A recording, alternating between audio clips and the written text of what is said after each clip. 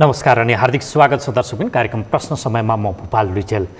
नेपालले भारतले हडपेको नेपाली भूमिलाई वैधता दिनका लागि मलाई यो 1816 को सुगौली सन्धि यता नै त्यो भूमि नेपालको हो भनेर सम्झौता भएको थियो, किनकि काली पश्चिम नेपाली राजाहरू तत्कालीन नेपाली राजाहरू नजाने र काली पूर्व भारतमा आउने तत्कालीन इस्ट इन्डिया कम्पनीले सम्झौता गरेर बाहिरिरहँदा त्यो भूमिमा भारतले वर्षौंदेखि 1962 यता आफ्ना सुरक्षा फौजलाई कालापानीमा राखेर नेपाली भूमि हडप्दै यतिसम्म कि गत वर्षको कार्तिकतिर नक्सा जारी गरेर त्यो क्षेत्र आफ्नै हो भनेर दाबी गरेको उसले करिब 15-20 दिन अगाडि नेपाली भूमि 18 किलोमिटर क्षेत्रमा त सडक नै खनेर भारतको चीनको तिब्बत मानसरोवरसम्म पुग्ने गरेको सडक बनाए पछाडि यो विवाद प्रत्यक्ष भयो।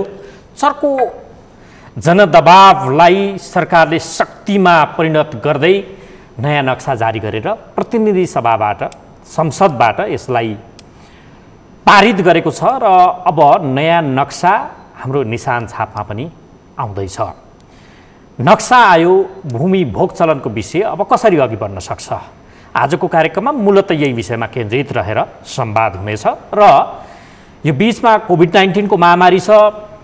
नेपालमा कोरोना भाइरसको संक्रमण देखिएको आज गनेको 144 दिन भएछ। यो 144 दिनमा 5760 जना संक्रमित भएका छन्, 19 जनाको मृत्यु नै भएको छ र 974 जना उपचारपछि घर फर्किएको अवस्था छ। एकातिर कोरोना भाइरसको महामारी नेपालमा संक्रमण देखिएको 144 दिन महामारी नै सुरु भएको चैत्र 12 गते यताको अवस्थालाई मध्यनजर गर्दै सरकारले लकडाउन गरेको र त्यो लकडाउनलाई केही खुकुलो बनाएको र महामारी फैलिरहँदा आन्दोलन जुलुस लगायतका क्रियाकलाप नगर्न सरकारले आह्वान गरिरहँदा पनि युवाहरूको स्वतस्फूर्त रूपमा प्रदर्शन छ र कता कता यो सन् 2008 पछाडि मिडल इस्ट जसलाई अरब स्प्रिङको पनि उपमा दिइएको थियो, यो सोसल साइटका माध्यमबाट कायापलट गरेर त्यहाँ सत्तानी परिवर्तनसम्मको अवस्था देखिएको थियो।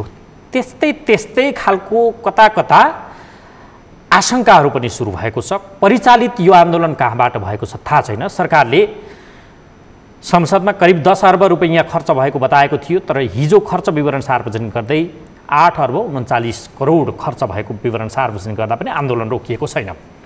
कहाँबाट परिचालित छन्? यो महामारीका बेला मानिसहरू सामाजिक दूरी भौतिक दूरी कायम गर्नुपर्ने बेलामा आन्दोलनमा हुमिरहँदा यसो सन्देश के जान्छ, यो भइरहेको के हो? यो विषयलाई समेत जोडेर आज हामी एकजना सामाजिक अभियन्ता अधिवक्ता ओम प्रकाश अर्यालसँग संवाद गर्दैछौँ। स्वागत छ यहाँलाई। धन्यवाद। आराम हुनुहुन्छ? हजुर, ठिक छ। पृष्ठभूमि मैले बताएँ सबैभन्दा पहिला, अब तपाईँ अन्तर्राष्ट्रिय कानुनको पनि विद्यार्थी भएको नाताले तपाईँको विज्ञतालाई आजको कार्यक्रममा मगदुत एकदम भगीरथ उपयोग गर्ने मेरो प्रयत्न हुनेछ।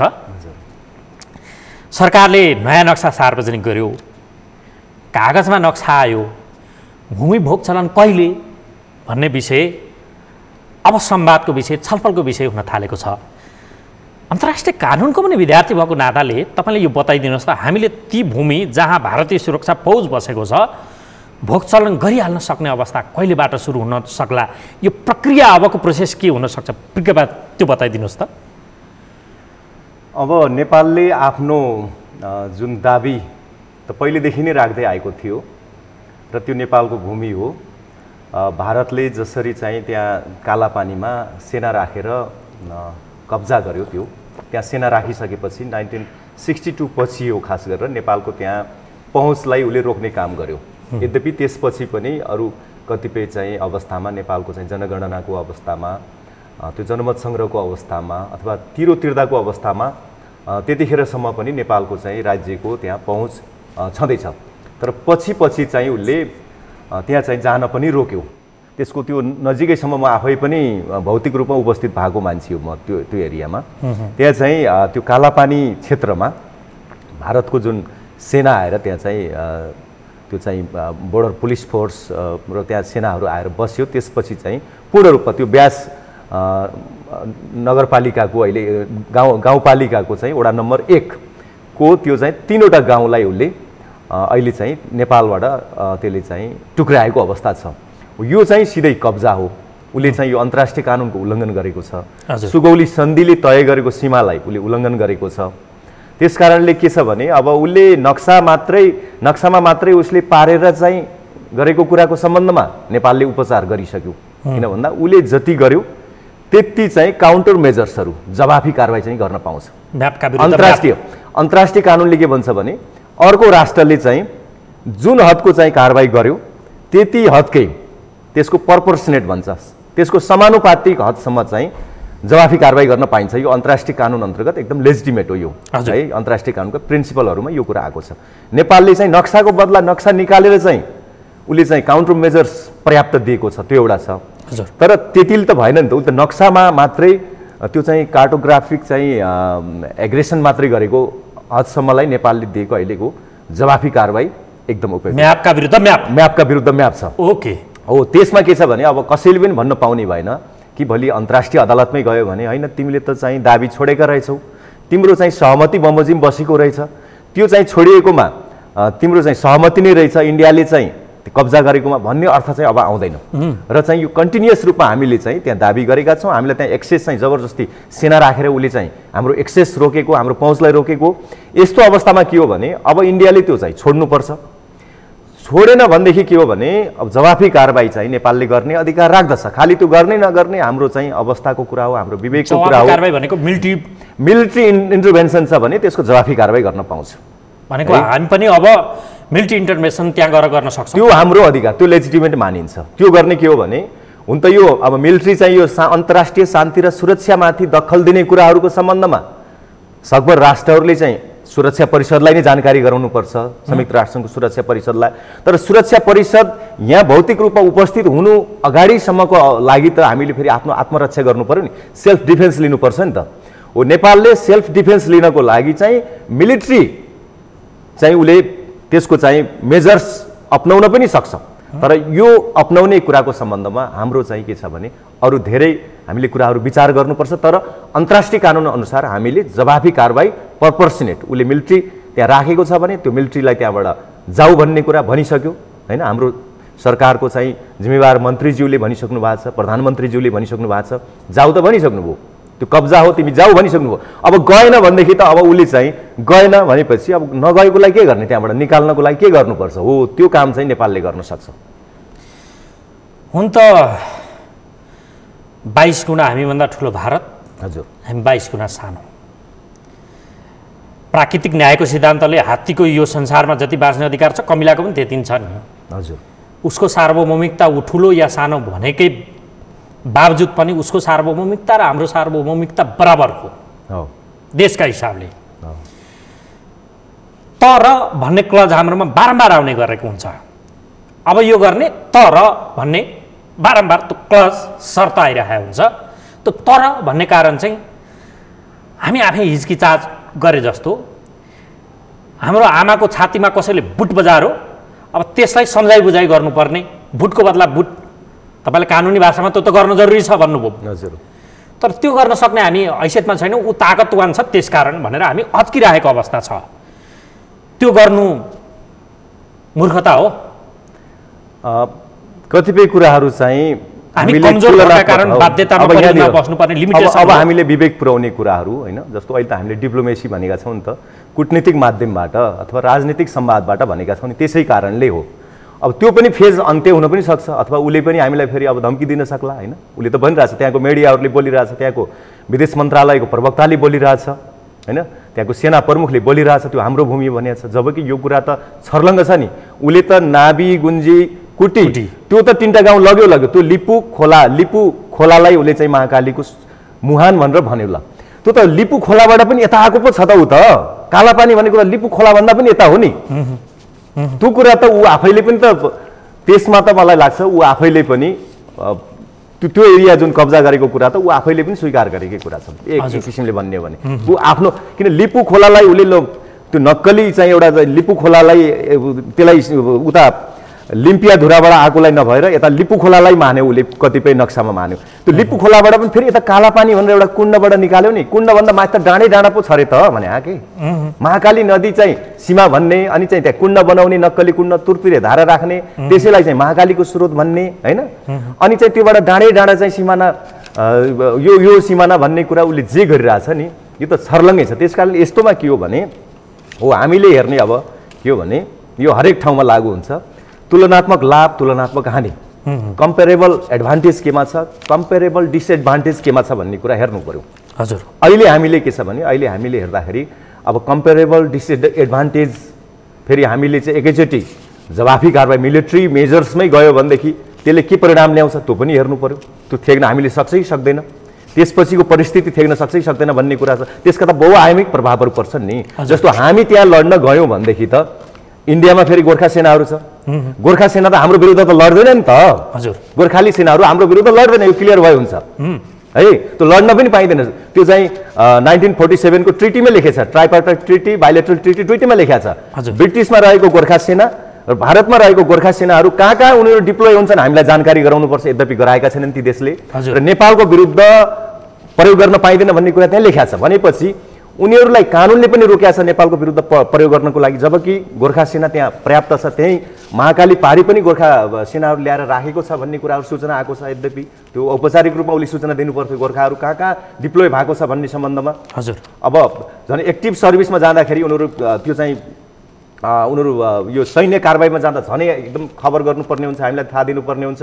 हो यो परिस्थिति छ त्यसकारणले भोलि चाहिँ यदि त्यहाँ चाहिँ नेपालले त्यहाँ चाहिँ जवाफी कारबाही मिलिट्री एउटा चाहिँ त्यसको रिकोर्समा गयो भनेदेखि यसले चाहिँ ठुलो भारतको सेनाभित्र रहेको अहिलेको जुन एउटा चाहिँ त्यो संवेदनशील अवस्था छ त्यहाँभित्रको गोर्खा सेनाहरू छन् त्यहाँ गोर्खा सेना मात्रै छैनन् त्यहाँ त गोर्खा सेना 38वटा बटालियन गोर्खा सेना छन् तर अरू रेजिमेन्टहरूमा कति छन् त्यो फेरि हामीले हिसाब गरेका छैनौँ 1 लाखभन्दा बढी हुन सक्छन् त्यहाँका चाहिँ स्टेट पुलिसहरूमा हुन सक्छन् त्यहाँका अरू पल्टनहरूमा आसाम रेजिमेन्टमा हुन सक्छन् अरू रेजिमेन्टहरूमा पनि थुप्रै नेपालीहरू छन् भनेपछि त्यो रिस्क चाहिँ इन्डियाले पनि त्यो लिन सक्दैन र त्यो बेयर गर्न सक्दैन उसको त्यो क्यारिङ क्यापेसिटी छैन भनेको उसको सैन्य जुन सुरक्षाकर्मी छ सैन्य बटालियन छ त्यो भित्र पनि विद्रोह हुन सक्छ भन्ने अब मैले यो भन्दाखेरि चाहिँ एउटा मित्र राष्ट्रको फेरि होइन एउटा प्रोभोक गरे जस्तो लाग्ला हजुर तर मैले केही कुरा मैले साङ्केतिक रूपमा भन्छु किन भन्दा हाम्रा थुप्रै मान्छेहरू मेरा त परिवारकै मान्छे पनि इन्डियाको आर्मीमा हुनुहुन्छ होइन हजुर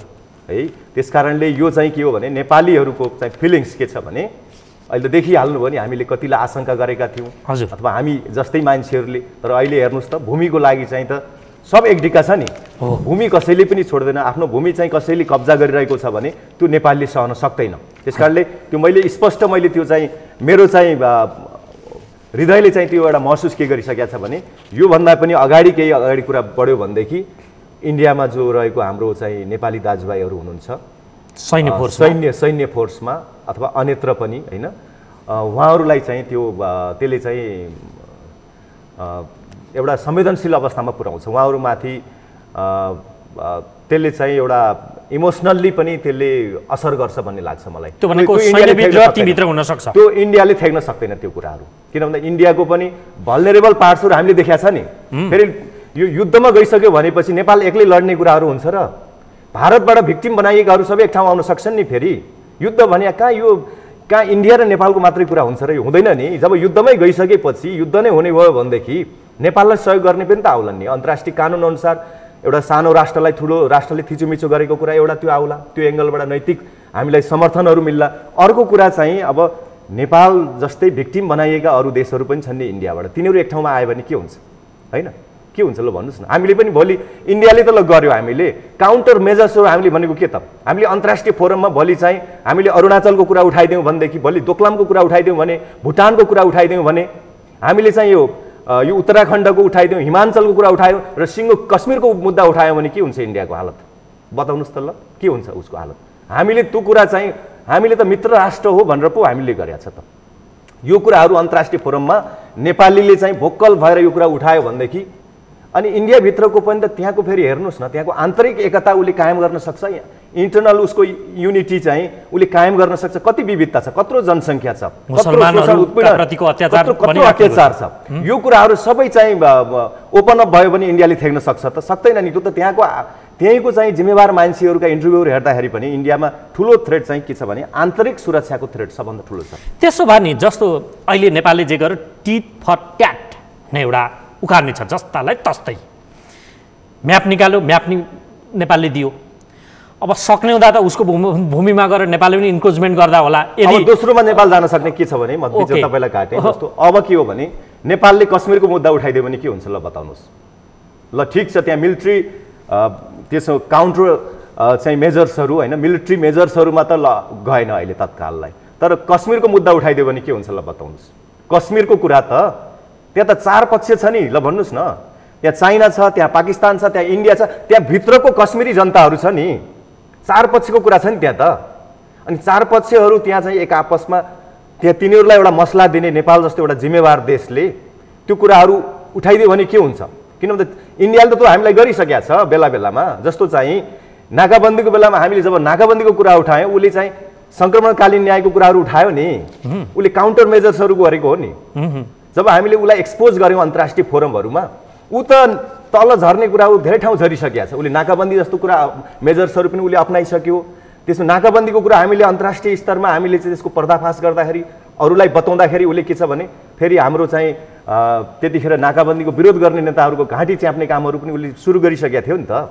भनेपछि त्यस कारणले यसमा के छ भने सुरुमा चाहिँ के हो भने यस्ता मेजर्सहरूमा हामीले जानुपर्ने पनि हुनसक्छ र यो विषयलाई हामीले अब तत्काल चाहिँ हामी मिलिट्री इन्टरभेन्सनको कुरा गरिरहेका थियौँ। हजुर, हाम्रो भूमिमा 1962 यताका वर्षहरू आजसम्म हुँदा हुँदा हाम्रो भूमि उसले मेरो भनेर सडक समेत खन्यो। त्यहाँ त आर्मी राखेको छ उसले, जहाँ भन्दा टेरेको छैन, अझ घटघटाएर बसेको छ। त्यहाँ हाम्रो भूमिमा हामी नि जान नसक्ने परिस्थिति सिर्जना गरेको छ। उसको अनुमति लिनुपर्ने परिस्थिति छ, अनुमति पनि दिँदैन त्यहाँ, त्यो पनि दिँदैन। दबिएर थिचिएर अपहेलित भएर अपमानित भएर यसरी बस्नु परेको छ। मेरो घरमा कसैले हैकम जमाएर बसेको छ, म मेरो घर जान नसक्ने अवस्था सिर्जना भएको छ। मसँग भएको तागत म प्रयोग गर्न सक्दिनँ, जबकि मसँग पर्याप्त लाभ रहेछ तपाईँले बताए अनुसार। हजुर, किनकि त्यहाँ मिलिट्री इन्टरभेन्सन गर्ने भने ऊ ब्याक हुने अवस्था देखियो तपाईँले बताएको कुरालाई यदि तथ्य मान्ने हो भने त। त्यो होइन, ब्याक हुने नहुने ऊ त जबरजस्ती गरिरहेछ होइन, तर हामीले त्यो गर्ने अधिकार छ भन्ने। किनकि हामीलाई त लाभै लाभ देखियो नि। हजुर, भारतका अल्पसङ्ख्यकहरूलाई भएको थिचोमिचो एउटा विषय त्यतातिर जो माइनोरिटीमा छन् त्यहाँ युनिटी भएर उसले सरकार विरुद्ध काउन्टर गर्न सक्लान्। भारतमा गोर्खावर्तीमा रहेका नेपालीहरू जो छन् कि उनीहरूलाई नेपालकै विरुद्ध लडाइँ गर्न खटायो भने उनीहरू काँधमा बन्दुक राखेर नेपालका विरुद्ध गोली हान्ने त्यो सम्भवै छैन। त्यो कति त्यो 1% पनि त्यो नसोचे हुन्छ। हाम्रो गोर्खाली दाजुभाइहरू नेपालीहरू, गोर्खालीले अलि लिमिट गर्छ नेपालीहरू, यद्यपि गोर्खा पल्टन हो त्यहाँको, अरू पल्टनमा पनि छन् नेपालीहरू जहाँ जहाँ छन्, तिनीहरू कसैले पनि नेपालको विरुद्ध बन्दुक पड्काउँदैन। त्यसो सरकारले, हजुर, यो लाभै लाभ छ, सरकारले थाहा नभएर हो कि विचार नगरेर हो कि डराएर हो कि किन सैन्य फोर्स कालापानी नपठाउने हाम्रो जस्तालाई तस्तै त यो त तपाईँले प्रोपोर्सनल्ली अघि कुरा गरिराख्नु भएको छ नि। गर्न मिल्ने जति अर्कोले गरौँ, जवाफी सुरक्षाका लागि त हामी जानु पर्यो होला नि त। त्यही त नेपालले जुन अहिले त्यहाँ सुरक्षा पोस्टहरू अहिले स्थापना गर्यो होइन, विगतमा त त्यो लिपुलेखमै पनि थियो, खम्पा विद्रोहीसँग नेपाली प्रहरीहरू लडेको अहिले इन्टरभ्यूहरू आइरहेछ त्यहाँ होइन, त्यो कुरा आइरहेछ। अब त्यहाँ के हो भने अब नेपालले चाहिँ त्यहाँ त्यसको नजिकसम्म लगिसक्यो त्यहाँ होइन, टिङ्करसम्म त गइसक्यो। अब सेनाको पनि त्यहाँ उपस्थिति हुँदैछ त्यहाँ, तर त्योभन्दा अगाडि हामी त लिम्पियाधुरामा हाम्रो पोस्ट राख्न पाउनु पऱ्यो नि, त्यहाँ राख्न पाउनु पऱ्यो नि। हो, त्यसको लागि चाहिँ अब हामीले ल कालापानीमा त तिमी के कारणले आएर बस्यौ, अरू पनि ठाउँमा विभिन्न ठाउँमा बसेका थियौ, गयो त्यहाँको एउटा ल छ चिनसँगको युद्ध ताका बसेका रहेछौ, ल त्यसो भए हामी उहाँ त जानु पऱ्यो। अब त्यो श्रेष्ठताहरू सबै त्यहाँको जनताहरूको श्रेष्ठ हामीकोमा आउनु पऱ्यो। ती जनताहरू चाहिँ हाम्रा नागरिक हुन्, जो उसलाई त्यसरी फर्जी गरेर चाहिँ त्यसो जालसाजी गरेर उसको नागरिक बनाउने कुराहरू गरिरहेछ। त्यहाँको बाटो त्यो खनेको बाटो अब हाम्रो हो, यो कुराहरू पनि हामीले ओपन अप गर्ने, यो कुराहरू हामीले चाहिँ क्लेम गर्ने कुराहरू आउँछ।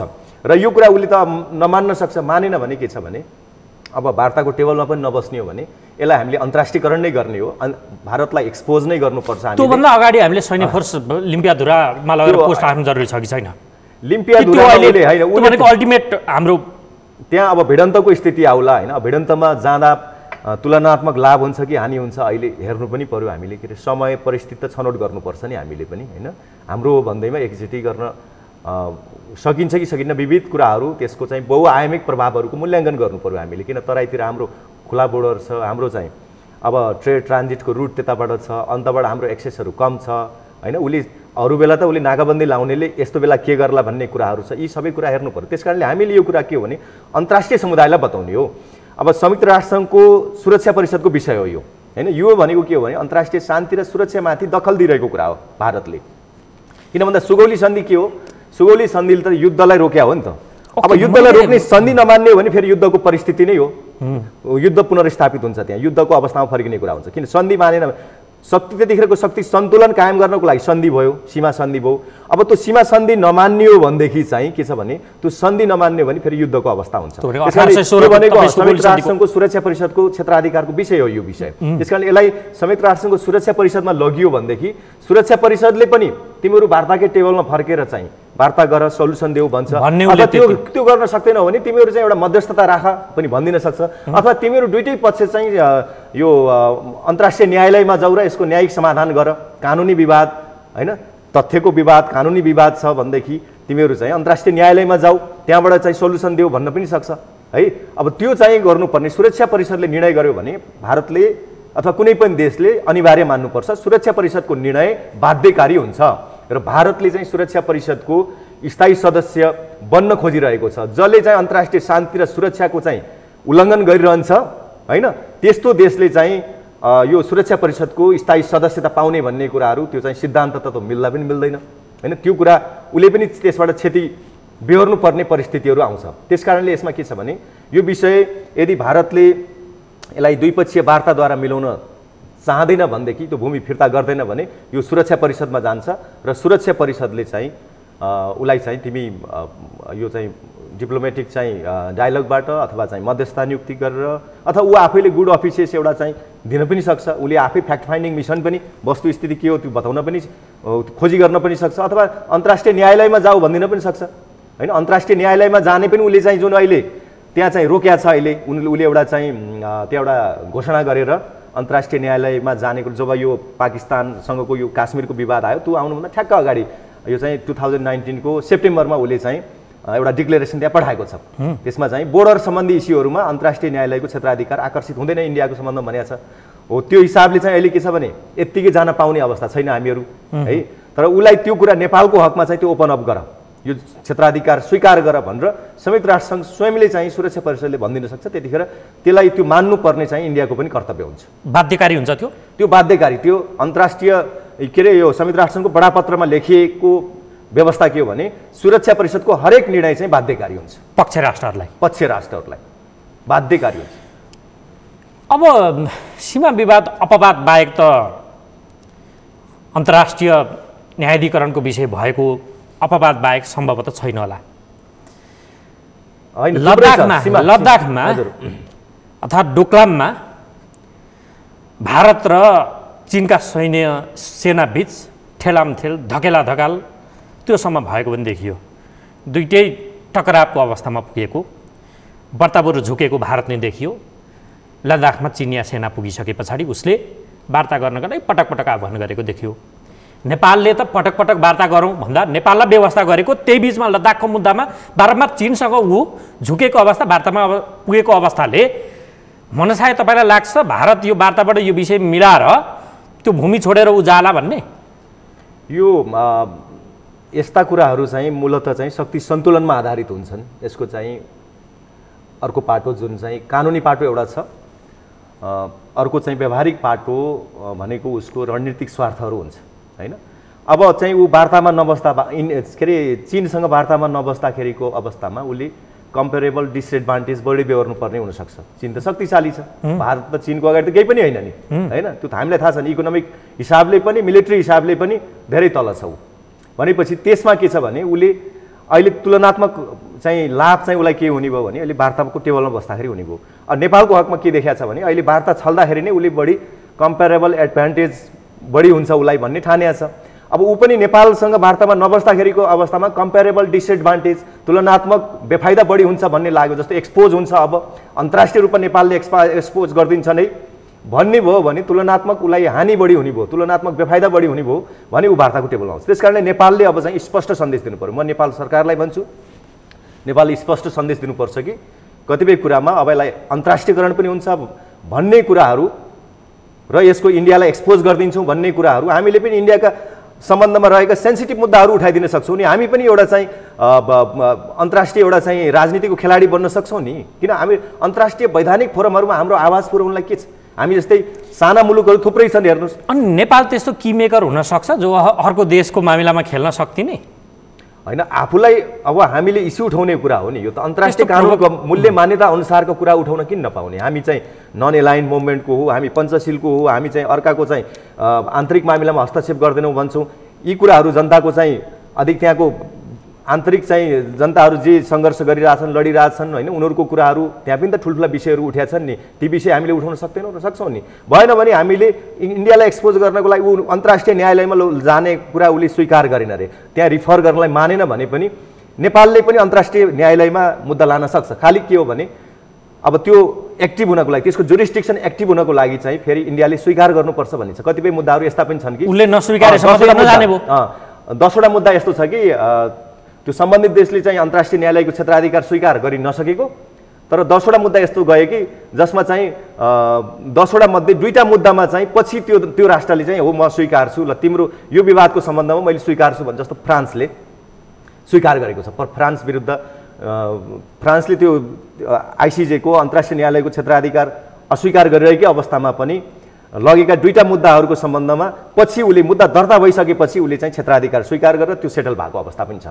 10वटा मुद्दाहरू चाहिँ यसरी अब त्यो सम्बन्धित राष्ट्रले क्षेत्राधिकार स्वीकार नगर्दैको अवस्थामा पनि अन्तर्राष्ट्रिय न्यायालयमा गएका छन् भनेपछि इन्डियाले क्षेत्राधिकार स्वीकार नगरेकै अवस्थामा पनि नेपालले चाहिँ अन्तर्राष्ट्रिय न्यायालयमा मुद्दा लान सक्छ र अन्तर्राष्ट्रिय न्यायालयले इन्डियालाई फेरि चाहिँ भन्न सक्छ तिम्रो सम्बन्धमा यस्तो मुद्दा आएको छ, तिमी क्षेत्राधिकार ग्रहण गर्छौ कि स्वीकार गर्छौ कि गर्दैनौ हाम्रो न्यायालयको भनेर उसले चाहिँ त्यहाँ चाहिँ उसलाई चाहिँ अब त्यहाँ सूचना दिन सक्छ, अनुरोध गर्न सक्छ र इन्डियाले त्यतिखेरको अवस्थामा पनि हो अरू देश पाकिस्तानसँगको काश्मीरको मामिलामा अरू चाइनाको मामिलामा म ठिकै छ मान्दिनँ तर नेपालको सम्बन्धमा मान्छु। किन भन्दा अब नेपालसँगको कुराहरू अब न्यायालयले टुङ्ग्यायो भने उसको पनि जनतालाई भन्नुपर्ने होला नि। कतिपय कुराहरू के छ भने अब छोड्नै पर्ने कुरा पनि आन्तरिक राजनीतिक कारणले अथवा देशको आफ्नो चाहिँ एउटा चाहिँ जुन एउटा इगो हुन्छ नि उसको इगोमा केही असर पर्ला कि भन्ने कारणले शासकहरूको उनीहरूले चाहिँ यत्तिकै नछोडेर भोलि न्यायालयले जे निर्णय गर्छ त्यसैबाट हामी चाहिँ त्यही मान्छौँ, अब न्यायालयले नै गर्यो त हामी के गर्ने भनेर आफ्नो जनतालाई चाहिँ एउटा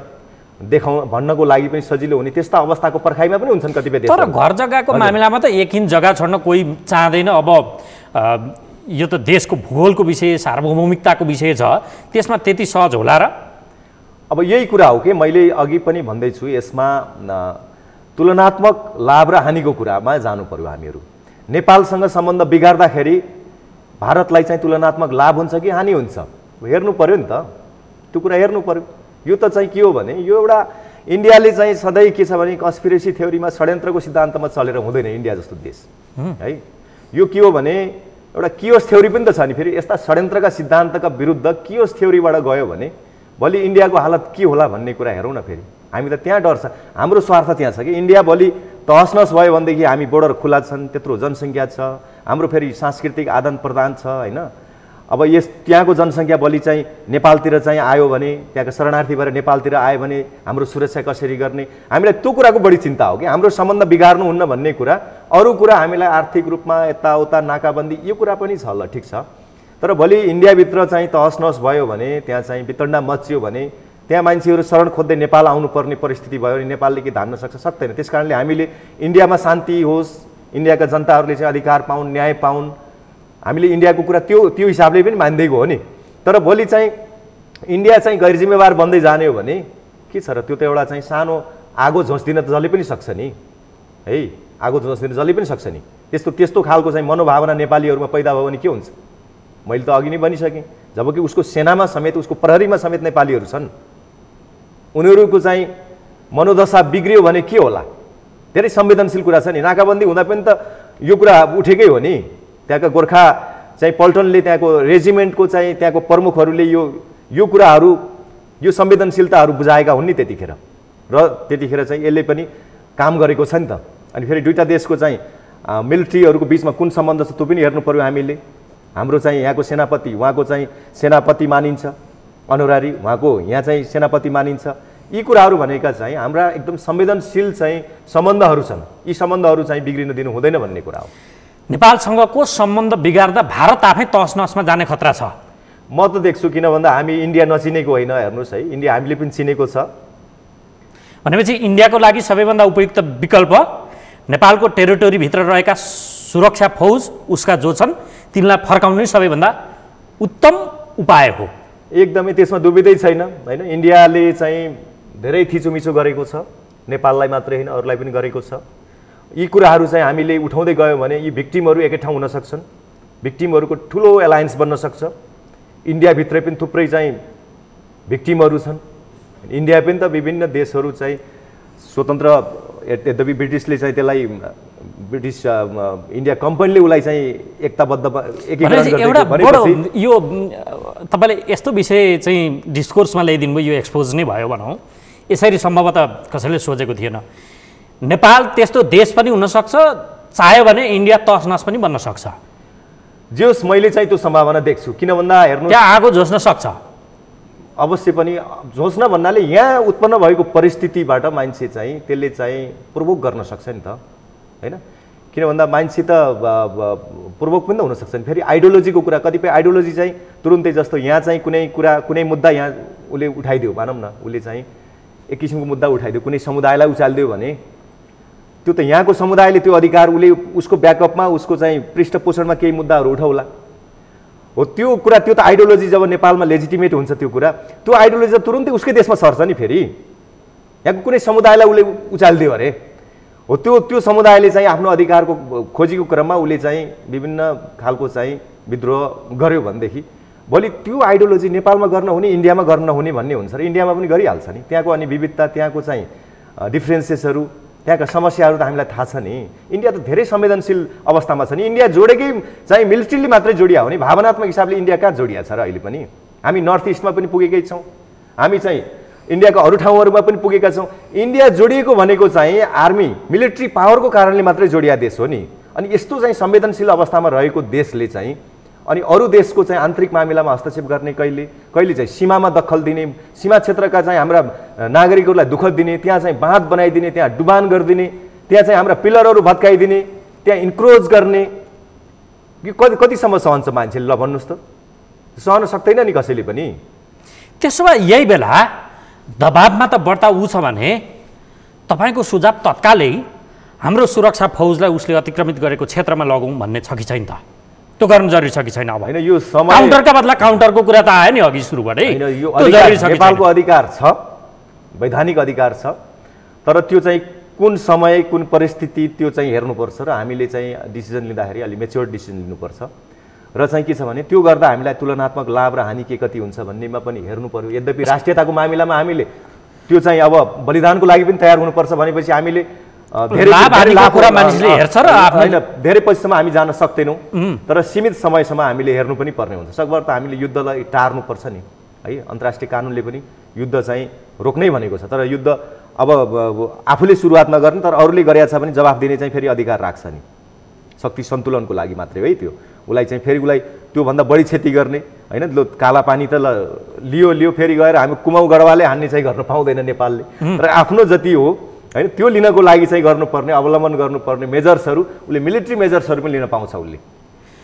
ओके, अब त्यसो भए नेपालका विकल्पहरू अन्तर्राष्ट्रियकरण गर्ने, मिलिट्री इन्क्रोचमेन्ट गर्न सक्ने, इन्टरभेन्सन गर्न सक्ने अवस्थामा नेपाल अझै काउन्टर मेजर्सहरू नेपालसँग व्यापक छ र नेपाल एउटा की मेकर पनि हुनसक्छ। भारतले यदि न्यू खोज्दै जाने भने उसलाई तहस-नहस बनाउनका लागि यो पनि तपाईँको हुनसक्छ। यो हामी त्यो गर्छौँ भने होइन, तर हुनसक्छ नेपाललाई दखल दिँदै जाने भने उसलाई नि त्यो हुनसक्छ। काउन्टर प्रोडक्टिभ हुन अहिले सक्छ। हेर्नुहोस् न, अहिले नै भन्नुहोस् न, अहिले म यहाँ चाहिँ म संवेदनशील भएर तपाईँले मैले वार्ता गरिरहेको छु।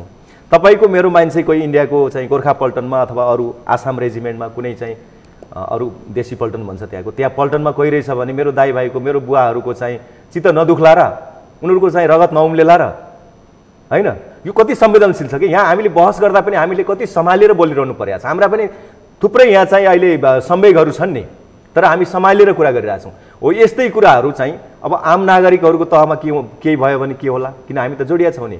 पहाडतिर भन्यो भने कुमाउ गढवालसँग हाम्रो उत्तिकै नाता सम्बन्ध छ। यता सिक्किमतिर, दार्जिलिङतिर, बङ्गालतिर हेऱ्यो भने, आसामतिर हेऱ्यो भने, यता बिहारतिर, युपीमा हेऱ्यो भने सबै हामी त सीमाको कारणले छुट्टिया मान्छे न हौँ। मिथिलाञ्चलमा हेर्नुहोस्, उता पनि उत्तिकै चाहिँ मैथिली भाषी हुनुहुन्छ, यता पनि हुनुहुन्छ। मिथिलाञ्चलको राजधानी जनकपुरै यतापट्टि छ। यतापट्टि हेरौँ चाहिँ भोजपुरी क्षेत्रभाषीहरूको त्यस्तै छ। हामी यस्तो अवस्थामा छौँ कि यहाँ यता अब युपीतिर हेरौँ हाम्रो त्यस्तै छ अवस्थाहरू। किन भन्दा हामी चाहिँ भावनात्मक रूपमा चाहिँ हामीलाई चाहिँ नेपाली जनतालाई केही भयो भने त्यसको असर चाहिँ भारतमा रहने हाम्रा जो चाहिँ हाम्रो भाषा संस्कृति हाम्रो जातिसँग मिल्ने जो हुनुहुन्छ तराईदेखि चाहिँ यता पहाड हिमालसम्मका उहाँहरू सबैलाई यसले छुन्छ कि। त्यस कारणले त्यतिखेर परिस्थिति चाहिँ इन्डियाको पनि नियन्त्रणभन्दा बाहिर जान सक्छ। किन भन्दा इन्डिया भल्नरेबल छ। इन्डियालाई चाइनाबाट पनि उत्तिकै अहिले चाहिँ दबाब परिरहेको छ। यता चाहिँ पाकिस्तानबाट त्यत्तिकै दबाब परिरहेको छ। अब बङ्गलादेश पनि अब आर्थिक रूपमा सैन्य रूपमा चाहिँ ऊ पनि शक्तिशाली बन्दैछ। सधैँभरि इन्डियाको उसले मान्छ भन्ने मलाई लाग्दैन। भुटानले थिचोमिचो सहेको छ, बाध्यतावश थिचोमिचो सहेको छ। उता चाहिँ बर्मासँग पनि उसका सीमा समस्याहरू छन् होइन। श्रीलङ्कासँग पनि उसको चाहिँ सम्बन्ध बिग्रिँदै आएको अवस्था हो। किन भन्दा श्रीलङ्कासँग इन्डियाको सम्बन्ध बिग्रेर त चाइना त्यहाँ प्रवेश गर्न सम्भव भएको हो। किनभने त्यहाँ पनि जो त्यो सागरको क्षेत्रमा जे छ समुद्रको क्षेत्रमा उहाँहरूको पनि बोर्डरमा समस्याहरू छ। हो यी कुराहरू छन्। आन्तरिक रूपमा पनि इन्डियाको फेरि थुप्रै त्यहाँको चाहिँ समुदायहरू अहिले पनि असन्तुष्ट छन् होइन। कतिका राज्य खोसेका छन् होइन। कतिको चाहिँ त्यो अहिले चाहिँ काश्मीरको चाहिँ त्यहाँको एउटा स्वायत्तता खोसिएको छ। यी चाहिँ विविध आयामहरू हेर्दाखेरि इन्डिया पनि सजिलो अवस्थामा छैन। भनेपछि हामी त यो वनको बाघले खाओस् नखाओस् मनको बाघले खान लाग्यो भनेर बढी डराएको पनि रहेछौँ। यसमा सचेत चाहिँ हुनुपर्छ। हामी फेरि मूर्खै बन्ने कुरा आउँदैन। यत्रो सम्बन्ध हामी चाहिँ धेरै कुराले जोडिएका छौँ होइन हाम्रो। खैर ठिक छ। अब भारतले गरेको व्यवहारका प्रति उम्लिएको रगतका प्रति अभिव्यक्ति गर्नुपर्ने हाम्रा शब्दहरूको पनि लिमिटेसन छ यहाँ। हजुर जति बोल्न चाहन्छु त्यो बोल्न पनि नसक्ने अवस्था लिमिटेसनमा बोल्नुपर्ने परिस्थिति एकातर्फ छ। अर्को परिस्थिति त्यही प्रकरण पछाडि नेपालको संसदभित्र विचित्रको एउटा जात्रा देखियो। सार्वभौमिकता जनतामा निहित छ भनिएको छ। जनतामा निहित सार्वभौमिकतालाई शपथ खाएर संसद सदस्य बनेको एउटा माननीय देश एक ढिक्का भएको मामिलामा नेपालसँग प्रमाण पनि छैन, स्रोत पनि छैन त्यो भूमि भन्नेमा। त्यसकारण यो संशोधन हाल्नुपर्छ भनेर उहाँले संशोधन हाल्नुभयो। सभामुखले आफ्नो अधिकार प्रयोग गरेर त्यसलाई अस्वीकृत गरिदिनु भयो। त्यस पछाडि उहाँ हाउस बहिष्कार गरेर निस्किँदै गर्दा बङ्गलादेश कसरी निर्माण भएको थियो ख्यालोस् देश टुक्याउनका लागि प्रेरित गर्ने खालको अभिव्यक्ति दिँदै हुनुहुन्थ्यो। पाकिस्तानमा रेप भइरहेको थियो अल्पसङ्ख्यकलाई, महिलाहरूलाई। त्यसकारण महिलाहरूले बङ्गलादेश बनाए, म पनि महिला हुँ। कता कता अब नेपाल भन्ने देश नै टुक्रिन्छ। पाकिस्तानको मोहम्मद जिन्ना जस्तो उहाँ म त्यो अर्को बनिने देशको संस्थापक हुन सक्छु जस्तो गरी धम्की दिँदै हुनुहुन्थ्यो। सरिता गिरी प्रकरण मैले बताउन खोज्दैछु। यो के हो? यसको उपचार के हुन्छ? देशद्रोह लाग्दैन यस्तोमा? तपाईँ कानुन बुझेको व्यक्ति, अन्तर्राष्ट्रिय कानुन पनि बुझेको व्यक्ति, यो मामिला के हो? यो राजनैतिक विषय मात्रै त होइन। यसमा बताउनुहोस् त यो के हो? पहिलो कुरा, अब माननीय सरिता गिरीले जुन अभिव्यक्ति दिनुभएको छ, जुन क्रियाकलाप गर्नुभएको छ, त्यो चाहिँ यो देशको विरुद्धमा छ अहिले। किन भन्दा उहाँ फेरि अङ्गीकृत अङ्गीकृत भएको कारणले त मैले उहाँलाई केही भन्न चाहन्न। किन भन्दा सबै अङ्गीकृत उहाँ जस्ता छैनन्। फेरि अङ्गीकृत हामीले तराईसँग मात्रै जोड्छौँ, पहाडमा पनि उत्तिकै छन् होइन। त्यो कुरा मैले अङ्गीकृत उहाँ यहाँ शङ्का गर्छन् त्यसमाथि होइन त्यो उहाँको एक्सेप्सन हो त्यो अपवाद हो र के हो भने त्यो चाहिँ जुन देशको नागरिक हो वफादारी त त्यही देशप्रति नै हुनुपर्छ भोलि कुनै नेपालीले इन्डियाको नागरिकता लिएको छ अथवा अमेरिकाको त थुप्रैले लिएकै छन् इन्डियामा पनि लिएका छन् अब त्यो देशप्रति नै वफादार हुनुपर्छ मूलत तर यहाँ त सांसद नेपालको नागरिक भइसकेपछि नेपालप्रति नै वफादार नागरिक मात्रै होइन उहाँ त अझ हजुर मन्त्री भइसकेका मान्छे हो मन्त्री भइसकेका मान्छे अहिले बालवाला सांसद हो फेरि शपथ कसका प्रति जवाबदेही हुन्छ भनेर खाएको छ उहाँले गलत गर्नुभयो उहाँले गलत गरेको कुरा अब इतिहासमा यो कुरा लेखिएला उहाँ आफैलाई पनि पश्चाताप होला भन्ने अपेक्षा गरौँ र उहाँले जे अहिले अभिव्यक्ति दिनुभएको छ त्यसरी प्रभोग गर्न पाइँदैन त्यो भनेदेखि चाहिँ उहाँको सम्बन्धमा धेरै कुराहरू विचार होलान् होइन वैधानिक ढङ्गले नै विचार होलान् नि कति कुराहरू तर उहाँलाई यही छलफल गर्दा पनि उहाँ चाहिँ हौसिन हुन्छ उहाँको बारेमा धेरै कुरा नगर्नु उहाँ त्यो स्तरको मान्छे हामीले छलफल गरिदिनु पर्ने स्तरको मान्छे होइन कसैले ल्याएर टेलिभिजनमा ल्याएर वार्ता के अरे उहाँको संवाद गर्नुपर्ने स्तरको मान्छे होइन भन्ने कुरा मैले देखाउनु उहाँले चाहिँ यहाँ चाहिँ गलत कुरा बोलेर उहाँ चाहिँ इन्डियाको टेलिभिजनहरूमा आफ्नो प्रचार खोजिरहनु भएको छ त्यस्तो मान्छेको हामीले यहाँ उहाँलाई यो महत्त्व दिनु हुँदैन वास्तवमा सम्बन्धित पार्टीले उहाँलाई कारबाही महत्त्व दिनै खोजेको होइन उहाँलाई देशद्रोहको मुद्दा लाग्दैन त्यो मुद्दा बन्न सक्दैन यो विषय मैले त त्यो सोध्दैछु अब देशद्रोहको सम्बन्धमा अब उहाँको भावना चाहिँ देशद्रोही भावना नै हो यो अब देशद्रोहको लागि संविधानको धारा 5 राष्ट्रिय हित भन्ने शीर्षक अन्तर्गतको उपधारा 1 मा नेपालको स्वतन्त्रता सार्वभौमसत्ता भौगोलिक अखण्डता राष्ट्रियता स्वाधीनता स्वाभिमान नेपालीको हक हितको रक्षा सिमानाको सुरक्षा आर्थिक समुन्नति र समृद्धि नेपालको राष्ट्रिय हितका आधारभूत विषय हुनेछन् राष्ट्रहित प्रतिकूलको आचरण कार्य सङ्घीय कानुन बमोजिम दण्डनीय हुनेछ हो यो चाहिँ फौजदारी संहितामा अपराध संहितामा छ यो कुराहरू देशद्रोह भनेको राज्य विरुद्ध फौजदारी अभियोग लाग्ने रहेछ यो छ त्यहाँ चाहिँ देशको विरुद्ध अभिव्यक्ति दिनेहरूलाई पनि अभिव्यक्ति दिँदा उहाँले त अझ देश बङ्गलादेशको उदाहरण दिनुभएको छ देशद्रोहको मुद्दा यो सरकारवादी मुद्दा स्वतः बन्न सक्दैन भने के मैले यो सोध्दैछु तपाईँ कानुनको पनि विद्यार्थी आफै प्र्याक्टिस एउटा लयर हुनुहुन्छ त्यस कारणले सिधा सिधी बताउनुहुन्छ यो के हुनसक्छ होइन मैले उहाँलाई मत दिएको होइन तर यदि हजुर देशद्रोहको मुद्दा लाग्न सक्छ भने किन सरकार चुप्लाएर बसेको छ भन्ने मैले यो मात्रै सोधेँ यो चाहिँ के छ भने अब अभिव्यक्तिको स्वतन्त्रताको एक किसिमको व्याख्या गरिन्छ होइन त्यसपछि संसदभित्र भएको फेरि अभिव्यक्तिको सम्बन्धमा त्यहाँ संसदभित्र वाक स्वतन्त्रताको कुरा छ संसदले नै विचार गर्ने कुरा छ राष्ट्रिय अखण्डताभन्दा माथि अभिव्यक्ति स्वतन्त्रता अब संसदमा अब संसद आफैले विचार गर्ने कुरा जस्तो संसदले त उहाँको चाहिँ सभामुखज्यूले उहाँको जुन त्यो संशोधन उपरको संशोधन थियो त्यसलाई चाहिँ अस्वीकार गरिदिनु भयो होइन र चाहिँ उहाँ त्यहाँबाट त्यस कारणले पनि निस्किनु भएको हो र बाहिर जुन अभिव्यक्ति दिनुभयो अब यसको चाहिँ थ्रेसहोल्डको कुराहरू आउँछ कुन थ्रेसहोल्डको छ मुद्दा चलाउँदा कहिलेकाहीँ ती पक्ष त फेरि आफूले चर्चामा पाउने ल म त इन्डियाको पक्षमा बोल्दाखेरि मलाई मुद्दा पर्यो म त इन्डियाको चाहिँ यस्तो होनाहार बोनाफाइड चाहिँ म चाहिँ एउटा कार्यकर्ता हुँ त्यस कारणले इन्डियाले मलाई चाहिँ विशेष रूपमा हेरिदिनुपर्छ भनेर उसले त्यताबाट फाइदा लिन खोजिरहेछन् भने त्यस्ता तत्त्वहरूलाई हामीले मुद्दा लगाएर चाहिँ हिरो बनाउनु हुँदैन वास्तवमा यसमा व्यक्ति दिँदा पनि उहाँलाई त्यसमा अहिले के छ भने अब त्यसैलाई उहाँले प्रोपोगन्डा बनाउनुहुन्छ झन् हेर्नुहोस् है यहाँ त कुरा त्यस्तो छ नि त हामीले हेर्नु पर्यो कि मुद्दा चलाउँदा तुलनात्मक लाभ हुन्छ कि हुन्न हाम्रो देशको लागि अहिले यहाँ फेरि के छ मुद्दा यो अभिव्यक्तिको सम्बन्धमा मुद्दा चल्यो भने अन्तर्राष्ट्रिय मानवाधिकार के भन्ने कुराहरू सब कुराहरू मतलब मानवाधिकारको क्षेत्रमा क्रियाशील मान्छे पनि हो र यो कुरा के छ भने अन्तर्राष्ट्रिय लाइमलाइटमा आउँछ उहाँ त्यही खोजिरहनु भएको छ हामीले त्यो किन गर्ने होइन यहाँ कसैलाई पत्रकारलाई अथवा कुनै सडकमा आन्दोलन गर्ने पक्षलाई अब यो चाहिँ कोही भाषण गरेको कोही चाहिँ टेलिभिजनमा इनपुट दिएको विषयलाई चाहिँ मुद्दा बनाइयो भने अथवा सामाजिक सञ्जालमा आएको हरेक कुरालाई मुद्दा बनाइयो भने त्यसको चाहिँ अन्तर्राष्ट्रिय प्रभाव फेरि त्यसको अन्तर्राष्ट्रिय व्याख्या चाहिँ अर्को ढङ्गले पनि हुनसक्छ त्यस कारणले यस्ता कुरालाई हामी कतिपय अवस्थामा इग्नोर गर्नुपर्ने पनि हुनसक्छ त्यस कारणले यस्ता चेतावनी चाहिँ हामीले दिइसकेका छौँ चेतावनी भनेको के छ भने हाम्रो उहाँको नैतिकतामाथि हामीले जुन अहिले प्रहार गरिरहेछ सबैले त्यो एउटा चाहिँ चेतावनी हो नि त उहाँको चाहिँ लेजिटिमेसी त क्राइसिसमा गइरहेछ नि उहाँ एउटा लिडर चाहिँ हुन लायक मान्छे होइन भनेर उहाँको लिडरसिप त क्राइसिसमा गइसक्यो नि त्यस कारणले उहाँलाई अहिले यति सजाय पर्याप्त हो कि भन्ने लाग्छ मलाई यो विषय खैर अब त्यत्तिकै फासफुस नहोस् मात्रै भन्ने विषय हो देशद्रोहको मामिला फासफुस भएर सकिनुहुन्न भन्ने एक खालको तर्क मात्रै हो खैर राज्यले के गर्छ बुद्धिमत्तापूर्वक निर्णय गरोस् देशको अखण्डता सार्वभौम सत्ताको विषयलाई मैले अब लगभग यहीँ बिक मारेँ यही बेला प्रतिनिधि सभाबाट हाम्रो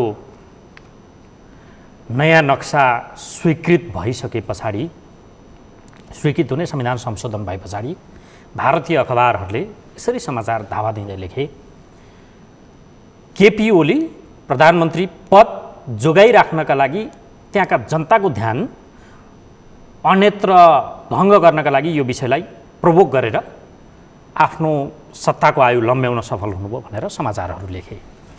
अन्त भारतीय अखबार अथवा समाचारहरूको टिप्पणी हाम्रो नेपाली सञ्चार माध्यमबाट गर्नु पनि त्यति वाञ्छनीय नहोला। उनीहरूले कस्तो काम गर्छन् भन्ने कुरा आफैमा छर्लङ्ग छ। हाम्रो प्रधानमन्त्रीलाई त्यो हदको आशंका गर्नुपर्ने जरुरी छ, जो यो त सामान्य मान्छेले पनि आफ्नो भूमि कसैले हडपेको छ भने त्यसका विरुद्ध लड्न जान्छ भने जो देशको बागडोर सम्हालेर बसेको छ उसको त प्रधान कर्तव्य होला सायद। यो किसिमको आशंका र लान्छना कतिको वाञ्छनीय छ? यो चाहिँ सर्वथा गलत छ यो लान्छना। अब अरू मामिलामा हामीले प्रश्न उठाए पनि राष्ट्रियताको मामिलामा पछिल्लो खास गरेर नाकाबन्दीको प्रकरणपछि केपी ओलीमाथि त्यत्रो ठुलो आशंका छैन। बरु चाहिँ आशंका उहाँमाथि के छ, अहिले पनि देशभित्रका विविध वर्ग समुदायहरूलाई सबैलाई चाहिँ उहाँले उत्तिकै सम्मान दिनुपर्ने, सबैलाई अधिकार दिनुपर्ने, समावेशीकरणमा इमान्दार बन्नुपर्ने, तराईका पनि आवाजहरू सुनिदिनुपर्ने होइन, तराई पहाड हिमाल सबै उहाँको आफ्नो पार्टीलाई पनि अलि चाहिँ पार्टीलाई अलि कन्सल्ट गर्नुपर्ने, पार्टीलाई अलि समावेशी बनाउनु पर्ने हो। यी कुराहरू तमाम कुराहरू छन्। उहाँ चाहिँ समावेशी चरित्र अलि कम देखिया छ। उहाँको राष्ट्रवादी अलि गोर्खे राष्ट्रवाद छ, अलि समावेशी राष्ट्रवाद भन्दा पनि यी कमी कमजोरी होलान्। तर विदेशीसँगको मामिलामा चाहिँ केपी ओलीले चाहिँ त्यो चाहिँ यसलाई त्यो अस्त्रको रूपमा प्रयोग गरे जस्तो मलाई लाग्दैन। यदि उनले यति पनि गरे हुँदैन थियो भने फेरि राजीनामा त तपाईँ हामीले नै माग्थ्यौँ नि। उहाँको यत्रो चाहिँ हुँदा पनि, इन्डियाले यत्रो गर्दा पनि तपाईँ चुप लाएर बस्ने पनि हामी नै बोल्थ्यौँ नि। फेरि प्रधानमन्त्रीको देशभक्ति र राष्ट्रियताका प्रति प्रश्न उठाउने ठाउँ छैन। अहिले त्यो चाहिँ छैन। त्यस्तो त्यो स्तरको त्यति निकृष्ट स्तरको मैले उहाँलाई आरोप लगाउन चाहन्न। यो अहिले एकताले देखाइसक्यो नि, जसलाई हामीले चाहिँ विगतमा हामी धेरै बायस भएर होइन आशंका गऱ्यौँ, अहिले सबभन्दा पपुलर उनीहरू छन्, सबभन्दा चाहिँ देशलाई जोड्ने आवाज उनले बोलिरहेछन्। अब हामीले चाहिँ त्यत्तिकै त भनिदिनु भएन नि कसैलाई पनि। राष्ट्रियताको मामिलामा त्यस्तो छैन। नेपालीहरू हिमाल पहाड तराई सबै ठाउँको मान्छेहरू एकाध चाहिँ सरिता गिरीको हिम्मत देखाउने लिडरका प्रति सलाम बरु जरुरी छ। एकदमै सलाम। त्यो त उहाँहरूलाई हामीले जति सम्मान गर्नुपर्ने त्यो अझ कमी भएको छ, किन भन्दा चुनौती थुप्रै छन् नि उहाँहरूलाई पनि। एकातर्फ देश अतिक्रमणमा परेको छ, त्यता लडाइँ गरिराख्नु परेको छ, अर्कोतर्फ मानव जीवन नै रहला कि नरहला भन्ने अवस्थामा संसार छ। यो त संसार नै छ। हजुर, डिसेम्बर 31 पछाडिको संसार कोभिड-19मा पनि केन्द्रित छ। अच्छा, मूल त्यसमा बढ्ता केन्द्रित छ, त्यसपछि अरू विषयहरू चाहिँ सँगसँगै गएको अवस्था छ। नेपालमै कोरोना भाइरसको सङ्क्रमण देखिएको पहिलो सङ्क्रमण जनवरी 23 हुँदो रहेछ। त्यो हिसाब गरेको आज 144 दिन पुगेको छ नेपालमा सङ्क्रमण देखिएको। यो 144 दिनमा 5760 मानिसहरू सङ्क्रमित, 19 जनाको त मृत्यु नै भयो, 974 जना निको भएर घर फर्केका छन्। सङ्क्रमण त्यति बेला एक जिल्लाको एउटा व्यक्तिमा देखिएको अहिले 73 जिल्ला पुगिसक्यो।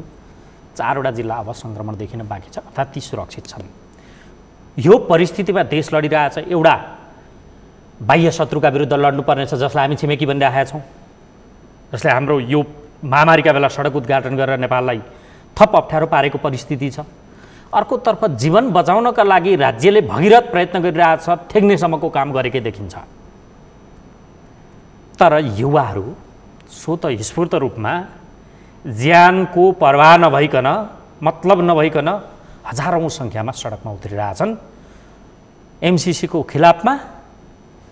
अर्को कोरोना भाइरस रोकथाम तथा व्यवस्थापनका लागि भएको खर्चको पारदर्शितामा प्रश्न उठाउँदै सरकारले खर्च विवरण सार्वजनिक गर्यो। 8 अर्ब 39 करोड भएको छ, तर त्यसलाई पत्याएको छैन, टेरेको छैन युवाहरूले। तपाईँ पनि सोसल मुभमेन्टहरूमा आफ्नो उपस्थिति देखाउने एउटा व्यक्ति पनि हो, सम्भवतः यो युवाहरूको प्रदर्शनमा पनि तपाईँको कुनै न कुनै हिसाबले सदा सहायता रहला। यो बेला हो यो किसिमको प्रदर्शन गर्नु अहिले? यो के हो? यसलाई के को रूपमा बुझ्न सकिन्छ? म चाहिँ यसमा गएको छैन।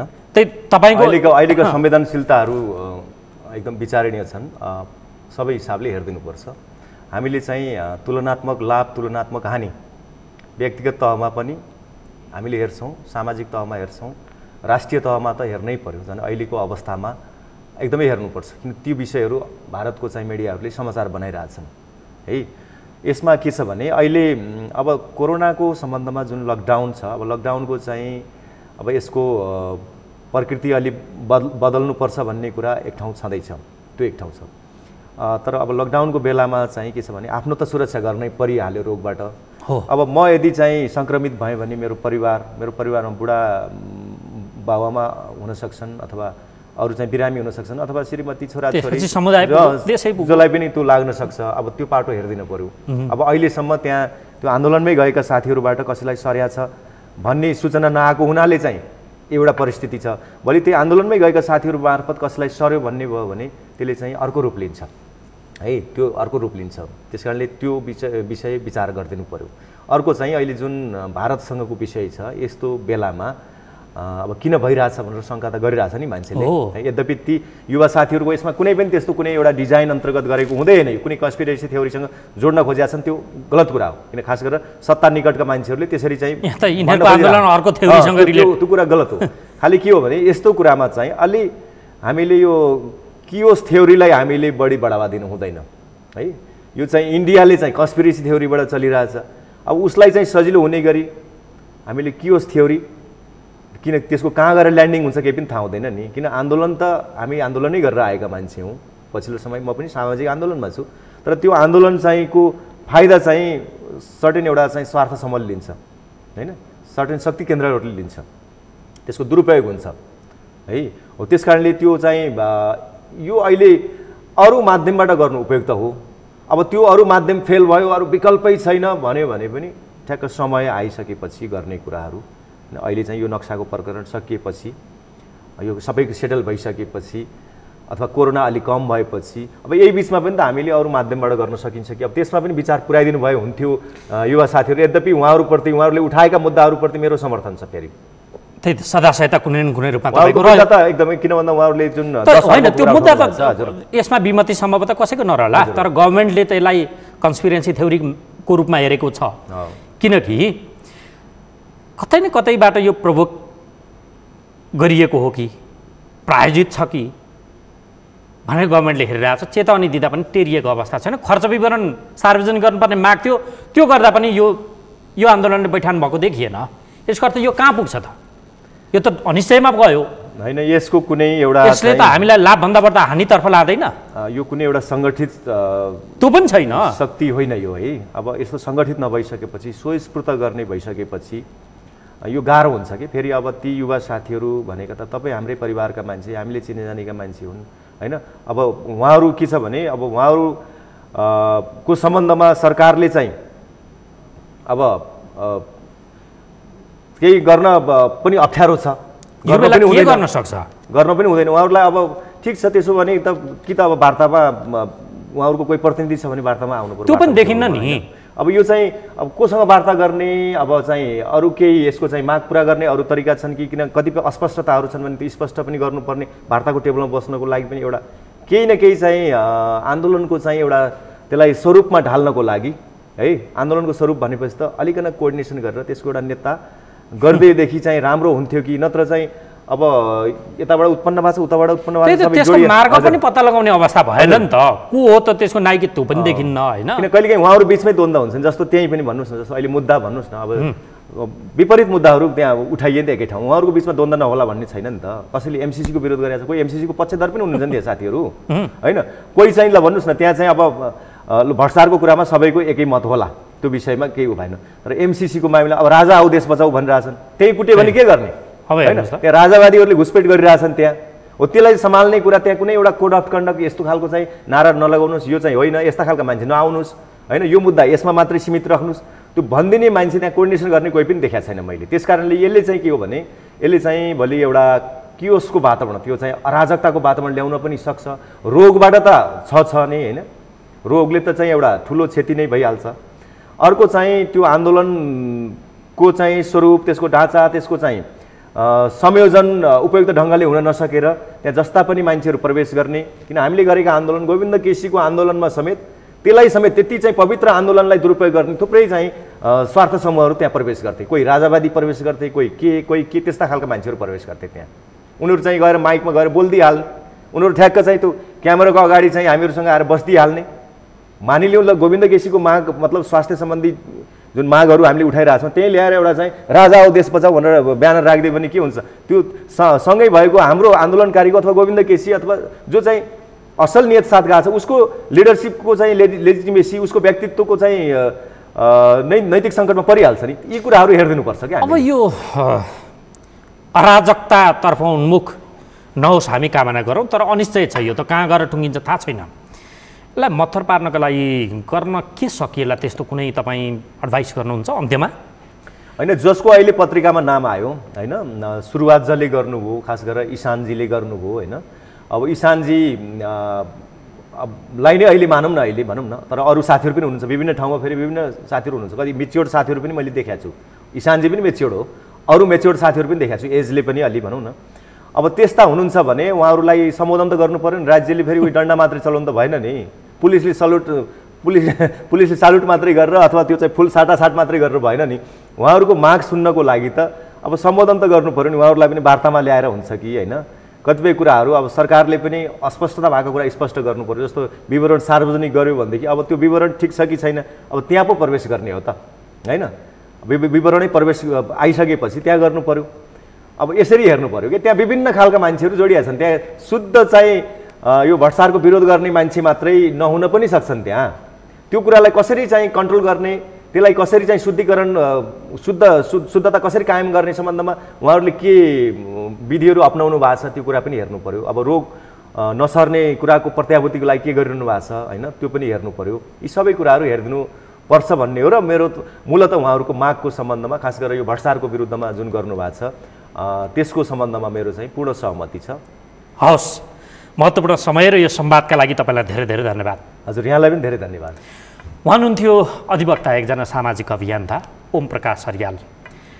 नेपालले भारतीय अतिक्रमण गरेको भूमि हुन त त्यो सुगौली सन्धि ताकैदेखि नेपालको हो, त्यसलाई बिचमा छुटेको र अहिले वैधता दिने गरी नक्सै सार्वजनिक गरिसकेको र त्यसलाई वैधता दिएको अवस्था छ। भारतीय सेनाहरू त्यो अतिक्रमित भूमिमा आएर बसेका छन् र उसले भोग चलनको प्रक्रिया अघि बढाएको छ, सडक समेत बनाएर। त्यो भूमि हामीले भोग चलन गर्ने आधारहरू, प्रक्रियाहरू, यसका अरू मार्गहरू के हुन सक्छन्, यो विषयलाई मूलतः केन्द्रित गरेर र नेपालसँग सामर्थ्य कति छ इन केस, परिकल्पना त हामी त्यो गर्दैनौँ, यो विषय शान्तिपूर्ण रूपमै हल होस् र हाम्रो अतिक्रमित भूमि छाडेर भारत जाओस्, हाम्रो पनि कामना त्यही छ। इन केस अप्ठ्यारो परिस्थिति आयो र हामी असाधारण अवस्थामा पुग्यौँ भने नेपालले गर्न सक्ने, नेपालसँग भएका सामर्थ्यहरू के छन्, उपायहरू के छन् जसले भारतलाई अप्ठ्यारोमा पार्न सक्छ, कमजोर बनाउन सक्छन्, यी विकल्पका बारेमा पनि आजको कार्यक्रममा संवाद भयो। अर्को अङ्कमा तपाईँ हाम्रो पुनः भेट हुनेछ। हामीलाई आजलाई बिदा दिनुहोस्। नमस्कार।